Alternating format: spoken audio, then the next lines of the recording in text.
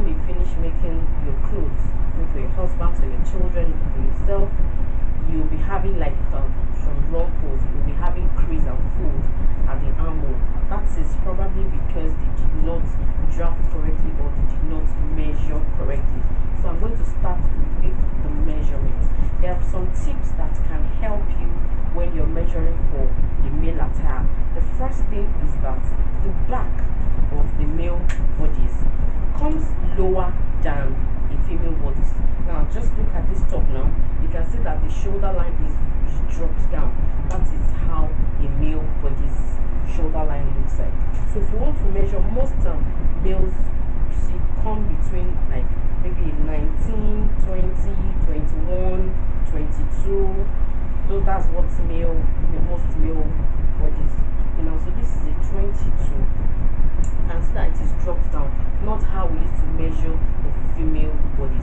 Now this is a mannequin for female bodies. Look at the measurement. If you want to measure for this person as a female, definitely you will take the measurement on the collarbone. For the male, you have to drop down to the shoulder to something like 20 or maybe a 19, 20, 21. Or for this kind of person now, this person's arm width is a 19 or 20. Anyone is fine, but I think the 19 is just fine. So another tip you can also put to use is that if you measure for the back, the back and the chest, they have a correlation. The back is always very close to the chest.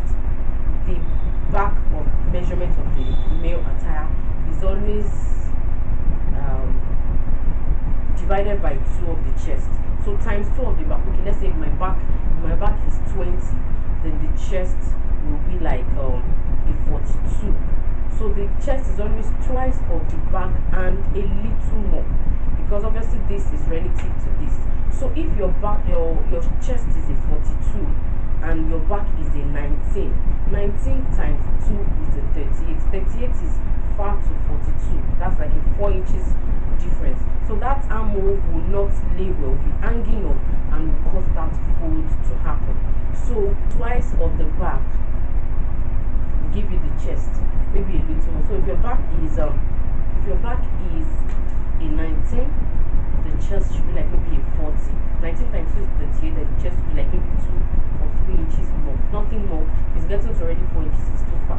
So if my back is 21, I'm expecting that the chest is maybe a 44 or 45 at most.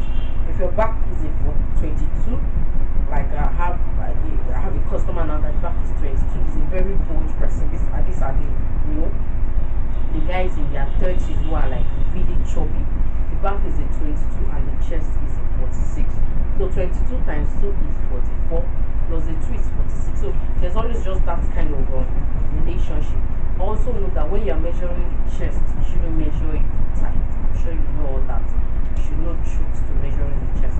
So you'll be having so this person's back is actually an 11.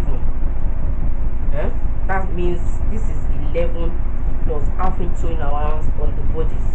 You get? So that means the back is a 22 and the chest. So let's see what the chest is. So this is someone's draft. Now this is 14.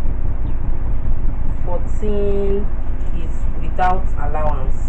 So 14 times 2 is 28. 28 plus 28, 6. Okay, there's allowance here of 2 inch allowance. So that's a 12.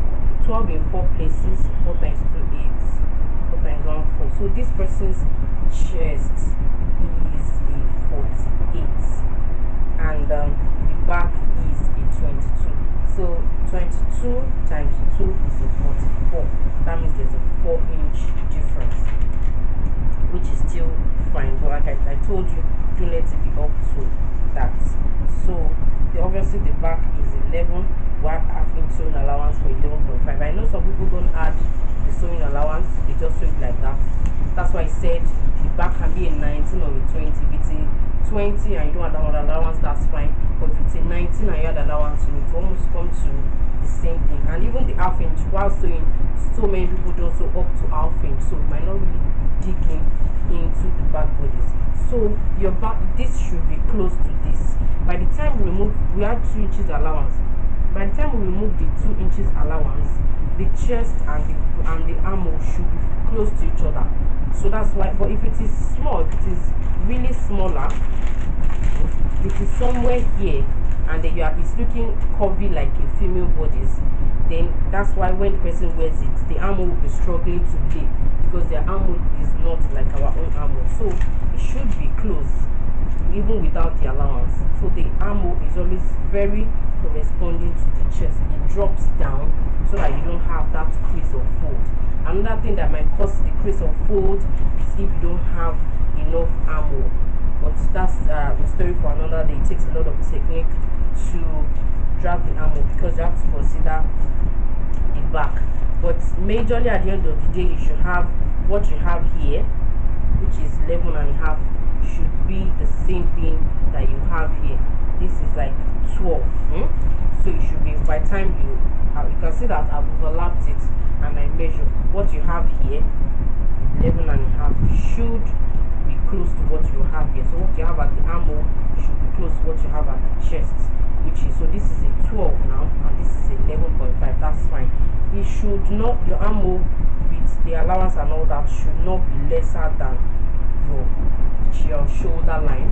If it is lesser, then it will fold. If it's not full, you know, it's a native and it's always tight like a shirt.